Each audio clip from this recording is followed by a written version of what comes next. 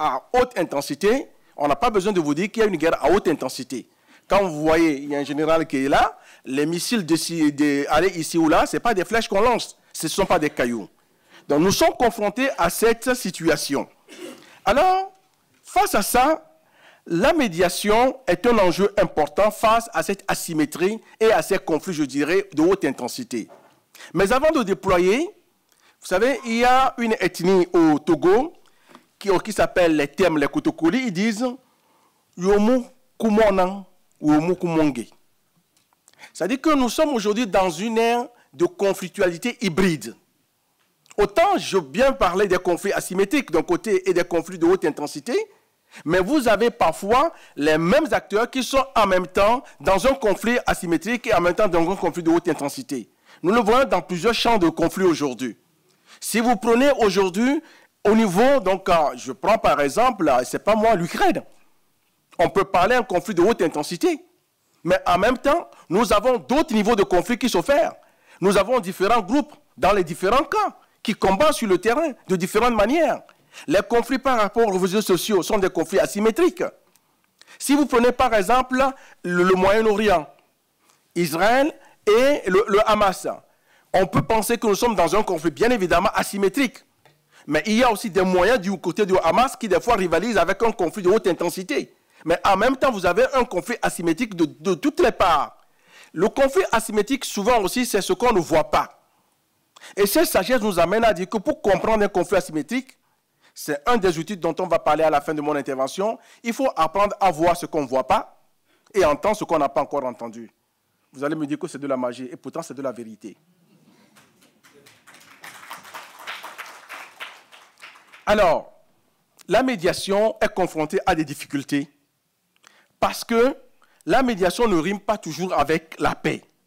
Dans les conflits asymétriques et les guerres à haute intensité, la médiation devient un exercice d'équilibriste, souvent périlleux entre acteurs inégaux, aux récits concurrents, aux agendas contradictoires. Et donc cette médiation a du mal à se positionner. Parce que d'une part, la médiation envoie parfois à une forme de neutralité. Et cette neutralité peut être contestée par les parties présentes.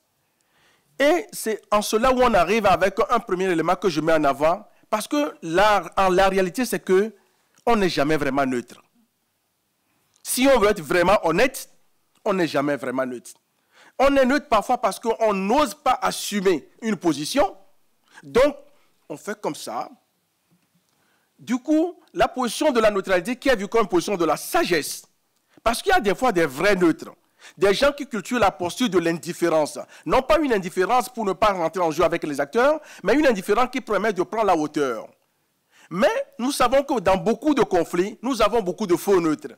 Voilà pourquoi parfois c'est un premier handicap à la réussite de la médiation.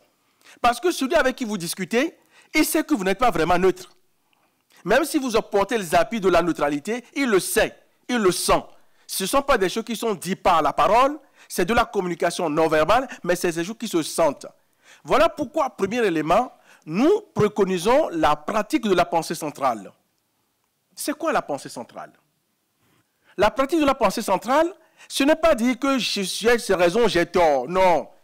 La pensée centrale, c'est le fait que je peux travailler avec quelqu'un. Je fais une parenthèse. Il est dit dans d'autres cieux que deux personnes ne peuvent pas cheminer ensemble si elles ne s'accordent pas. Ce qui est logique. Deux personnes, regardez les militaires, quand vous marchez au pas, il faut s'accorder. Sinon, ce ne serait pas un bon défilé. Donc, dans la vie, deux personnes ne peuvent pas cheminer ensemble s'ils ne s'accordent pas. Mais il n'est pas dit que deux personnes ne peuvent pas cheminer s'ils ne sont pas 100% d'accord. Cela veut dire que, même si on est 5% d'accord, on peut œuvrer. Donc, le principe de la pensée centrale, c'est un élément important pour la médiation. Cela veut dire que, si vous avez 15% d'accord, le médiateur doit vous amener à travailler 100% sur vos 15% d'accord. Et vous allez voir que dans la pratique de la vie, chacun l'expérimente. Quand vous travaillez avec une tierce personne, avec qui vous êtes en désaccord à 90%, et vous n'avez que 10% de points d'accord, si vous travaillez 100% sur vos 10% d'accord, vous allez réaliser tellement de choses que ceux qui sont d'accord à 95% ne vont pas parvenir à faire. Pourquoi? Parce que la ténacité, Le fait qu'on sache qu'on n'est pas d'accord, mais le peu d'accord qu'on a nous permet d'avancer ensemble. Si on peut le faire, c'est parce qu'on vise l'intérêt général. Donc la médiation doit viser l'intérêt général et non l'intérêt catégoriel.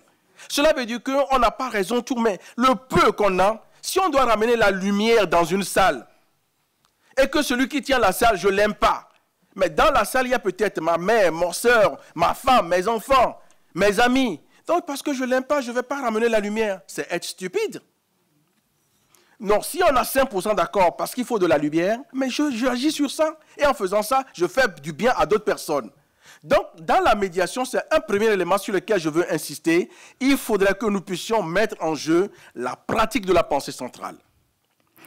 J'essaie d'aller vite, hein, parce que... Cher Kay, oui. Le temps est dépassé, mais je te donne 3 minutes top chrono pour conclure. Puisque j'ai laissé mes notes, hein, voilà, parce que j'ai fait 15 pages, donc voilà, j'ai laissé mes notes, donc on pourra rester dans le temps. Je t'accorde 3 minutes exceptionnellement. D'accord, donc je vous partagerai volontiers la note. Donc je vais sur les outils pour comprendre. Nous invitons également à pratiquer l'intelligence négociationnelle. Docteur Kananoura, c'est très bien. L'intelligence négociationnelle, c'est un concept qui est fondé sur les valeurs et connaissances endogènes africaines. Quand je dis ça, c'est universel. Parce qu'ici, nous sommes tous intelligents, mais différemment. Mais la faute que nous faisons, c'est que nous ne connaissons pas notre niveau d'intelligence. Il y a des gens qui sont bien dans l'art de parler, certains dans l'écrit, certains dans la tenue vestimentaire, certains dans le réseau, l'intelligence du réseau. Et donc, pour faire de la médiation, il faut être praticien de l'intelligence négociationnelle. Parce que quand je sais où est ma force, je sais comment je rentre en interaction avec l'autre. Et puis, le dernier, et je vous laisse pour les autres, je vais parler du principe sur lequel on a travaillé, qui est le principe du va-vient. C'est une philosophie de la rencontre, de la relation. Va, en français, veut dire, on comprend, ça vient du verbe aller, va. Au Togo, va, vient, d'une langue, ça veut dire viens. Alors, vous imaginez? Si vous voyez un Togolais qui parle français, vous lui dites va, est-ce qu'il vient ou pas?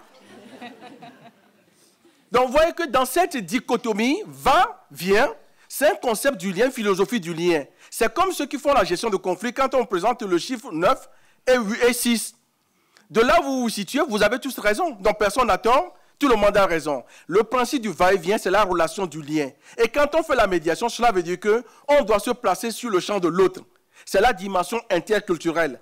Quand on dit interculturel, on ne parle pas forcément des origines, parce que nous sommes tous dans l'interculturalité. Donc, pour faire de la médiation, je dois m'appliquer le principe du va-et-vient, comprendre l'autre, entrer en interaction avec lui. Donc, je m'arrête là parce qu'il y a encore beaucoup à dire, mais pour vous dire que partout, nous sommes tous des médiateurs et chacun doit œuvrer dans ce sens. Et je vous remercie. Merci beaucoup.